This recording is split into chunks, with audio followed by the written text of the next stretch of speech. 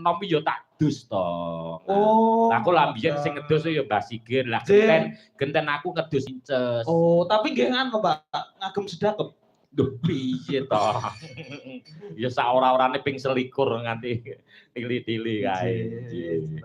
Matur nuwun nggih. Butohe ngalah berkah. Amin, amin Pak, amin. Wis rasah ngarep apa-apa, sing penting dongane Mbah Sigir muga-muga kadang seniman niki sedaya pinaringan waras, pinaringan laris, gacal nggih pados rezeki. Ngoten mawon Amin ya rabbal alamin. Kalian kula nyuwun pangestu nggih Pak, panjenengan mugi-mugi nggih anake dijeran bantu. Nggih. Ndak Boten ndang oleh. Lah piye? Ndak Gusti Allah anu ridhoni. Oh iya amin amin. Cahe wis kudu harus kempet ya. Ketoke kok ingin. Kula niku nek ngerti inces sih rasane yo kaya serang ngalor ngidul. Matamu dedel kuwi. Kepada aku. Lah ngerti aku ora ngalor ngidul apa ya wong edan. Nyuwun berkahipun, Pak. Nggih, pelokno, Mbak. Pelokno pengasih ya. Mbok bilang malah saged duet kali ibu, Mbak. Kula ora usah. Mboten napa-napa lho. Nggih mboten napa-napa Bu, duet. Rasah mesti mukok-mukok. Lintang asmara kali ibu ngoten lho, Pak. Napa gelo kali ibu.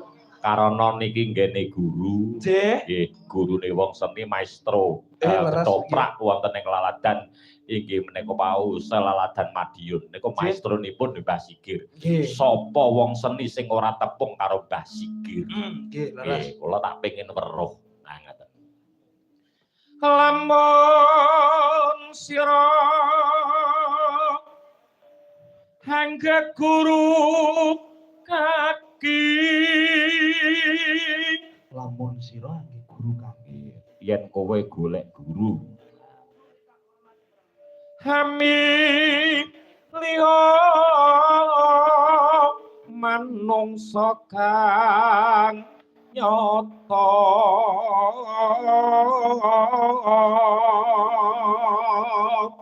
golek wong sing pilihan ingkang becik maratap batin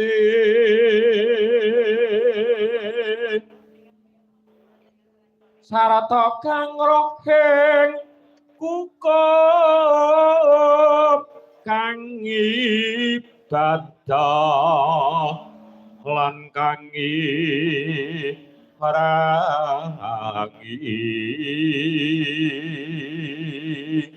aku ki biyen arep duwe mantu rupane persis iki.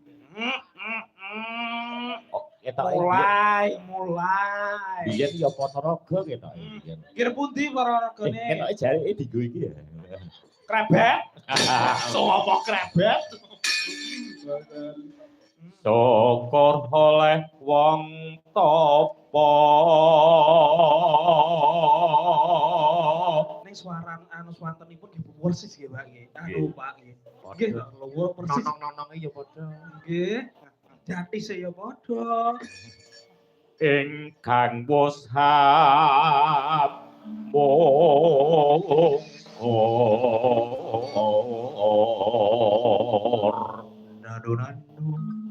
tan mikir paweh ing liyan lah niki sing paling bagus niki napa Pak pamikir tan mikir paweh ing liyan tan niku mboten mikir niku dipikir paweh niku weweh ngoten dadi ora ngarep-ngarep oleh ngwehi wong oh nggih dadi wong tuwa ki ora ngarep-ngarep gula teh ning nggone tetulung ki dilandasi lahir kelawan batine oh nggih oh, dipek perasaan. Iki nggone guru lho. Lho, lah sak tenane piye wis diwehi donga. Kek kabul. Mosok ning apa-apane kok ya mentolomen. Ya karek leh mikir. Lah iya kuwi mang. Ya karek Sigir kuwi mau. Lah iya ditumpuk. Piye to wingi Pak? Pak Sigir ditumpuk-tumpuk. Lah iya. Dong ora.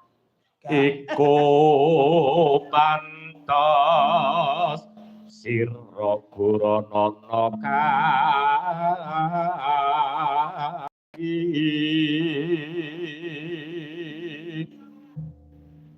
Sarata